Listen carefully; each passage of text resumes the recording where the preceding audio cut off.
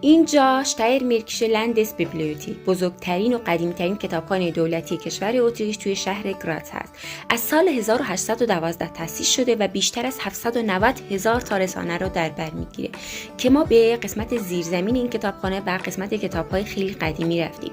این کتاب‌ها اکثراً بازسازی و طراحی دوباره شدن و دمای نگهداریشون خیلی مهمه که دوباره خراب نشن، چون اکثراً از چوب ساخته شدن و بیشتر این کتاب‌ها رو با قیمت خیلی زیاد از مردم خریداری کردن.